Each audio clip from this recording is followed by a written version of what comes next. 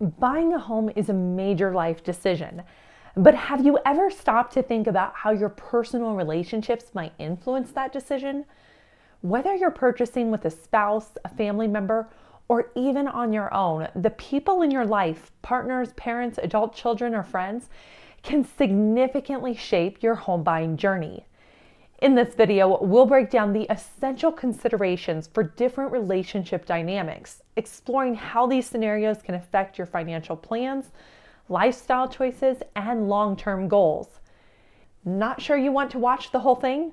Skip ahead to the parts most relevant to your situation using the chapters featured below.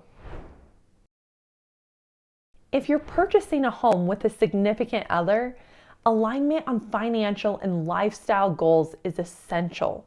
Begin by discussing whether you share finances in joint accounts or keep them separate. If your money is pooled together, agree on a joint budget and how you'll manage expenses from mortgage payments to unexpected repairs.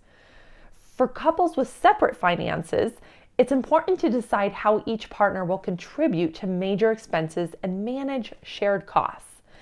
Additionally, share your vision for your ideal home, including size, location, and features, and ensure both partners are aligned on these preferences.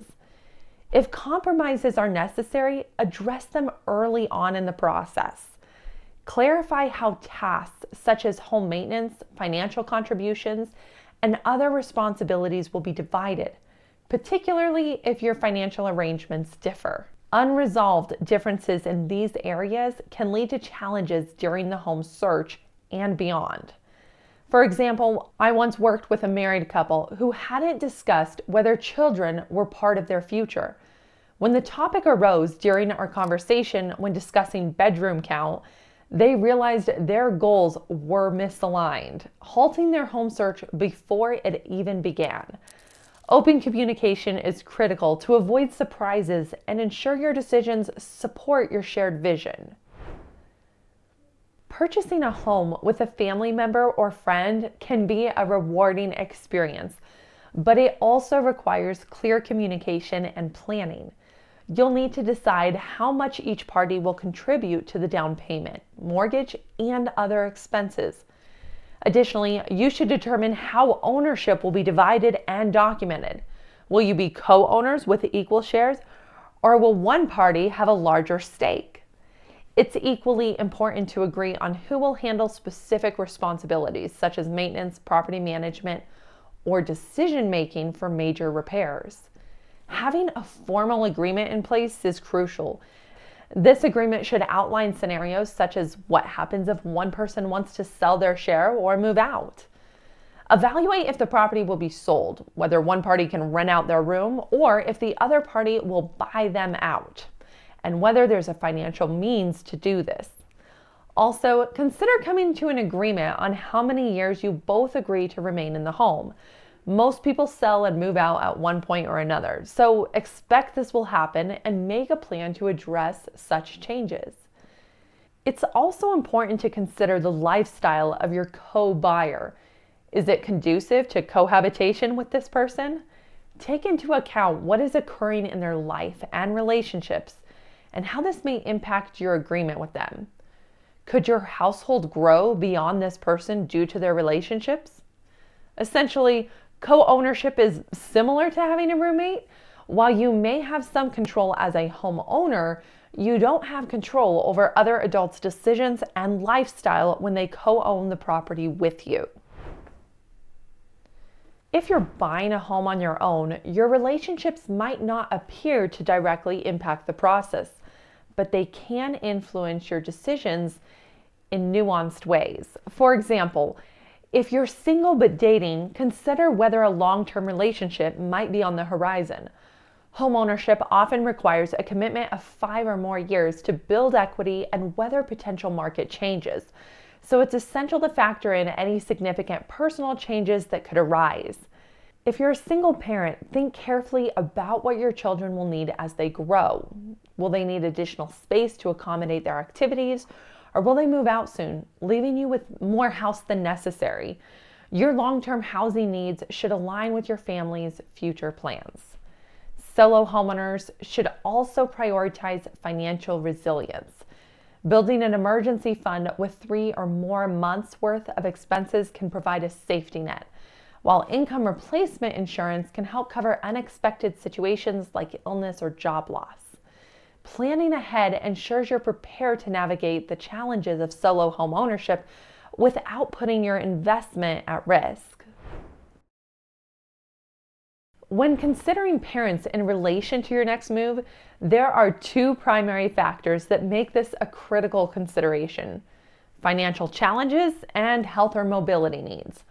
Both can significantly impact your property purchase as you anticipate what lies ahead in their lives.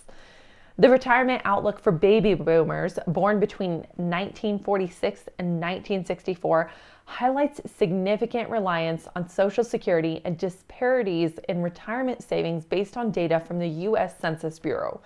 For households headed by individuals aged 65 and over, Social Security constitutes just over half of their total income.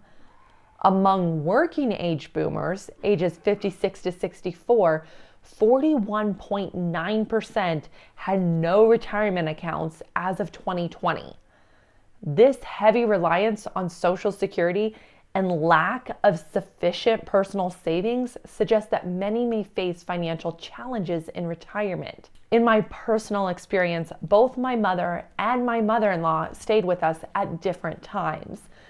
My mother needed temporary housing after a cross-country move while she was getting established, while my mother-in-law stayed with us for nearly 3 years due to financial hardship after rising rent costs. During her stay, we worked with her to secure a safe, affordable senior housing apartment nearby. Additionally, I've worked with clients who have found themselves housing their parents for health and mobility reasons. They've adjusted their life and made sacrifices to act as caregivers to their loved ones. This often includes modifying their homes to accommodate mobility needs or rearranging their schedules to provide care. We are seeing a rising trend in this conversation between homebuyers and their real estate agents as they look for homes that can accommodate multiple generations. If you haven't considered this possibility yet, you might want to. And if you have a spouse, it's probably worth having a conversation sooner rather than later about whether or not your home is a space you choose to make available to your parents if needed. I'll tell you firsthand, it isn't easy. It takes a lot of open communication and understanding to ensure your relationship with your spouse remains strong with parents moving into the home. Discussing these potential changes in advance can help ensure you're prepared both emotionally and financially to support aging parents in your home. If there is a possibility that your parents will join you at one point in your next home, it will undoubtedly influence your home purchase decisions in multiple ways. You might need to look for a house suitable for multi-generational living, one that provides accessibility for healthcare, or one located near community resources tailored to their needs. Planning for these factors in advance will help ensure a smoother transition and a home that accommodates everyone comfortably, including you. According to the U.S. Census Bureau, as of 2022, approximately 56% of adults aged 18 to 24 in the United States lived with their parents. For adults aged 25 to 34, the percentage living with their parents drops to about 16%. Additionally, 2021 data revealed that 3.3 million grandparents had their grandchildren living in the same home and were responsible for them for 5 years or longer. Consider your family dynamics. Is it possible that adult children or grandchildren might live with you, either temporarily or long term? Is this something you want to be a possibility? Some households find themselves assisting family members through various stages of life, while others decide it's not a sustainable solution for their household. Your housing needs can change significantly based on these possibilities. For example, do you need extra bedrooms or living spaces to accommodate adult children or grandchildren? Will shared living arrangements strain your financial or emotional resources? In contrast, Some families make proactive decisions to avoid this dynamic. I worked with a kind, loving couple whose circumstances and health had recently changed. They recognized that if asked by family to move in, they would struggle to say no. To prioritize their retirement savings and well-being, they chose to downsize their home, removing the possibility of adult children opting to move back in. As you can see, your home buying journey is about more than just the property. It's about the relationships and dynamics that influence your decisions. Now it's your turn.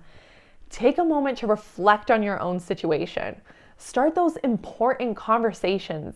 Evaluate your long-term needs and map out a plan that works for you and your loved ones. If you're ready to take the next step, reach out to a trusted real estate professional. Need help finding a real estate professional? Our Agent Match Advantage program connects you with trusted agents who are uniquely suited to your needs. The link is below. If you found this information helpful, please like and subscribe for more insights into your home journey. Have questions? Drop a comment and we'll be sure to follow up with you.